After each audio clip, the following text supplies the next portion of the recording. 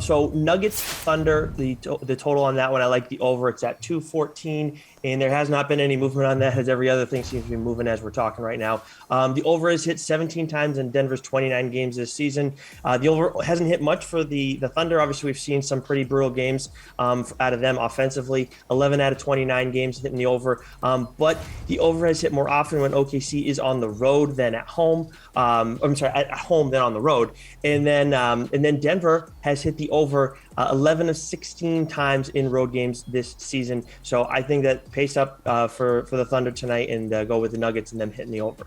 Matty, which total do you like? So I'm going right back to this Hawks Magic game. This is really where I wanted to talk about this. And it's the under, especially if Cole Anthony doesn't play. So he's really the only playmaking guard that Orlando has right now with all the various guys that are out for health and safety protocols.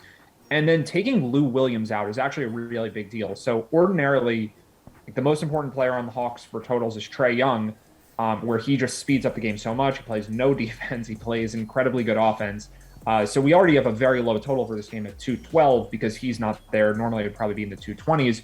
Lou Williams is kind of like a mini Trae Young in that sense, where he's a decent offensive player, not really great, but he's fine, and a very bad defender who does play kind of fast. And now you may have a situation where Kevin Huerter's playing point guard, so bigger lineups.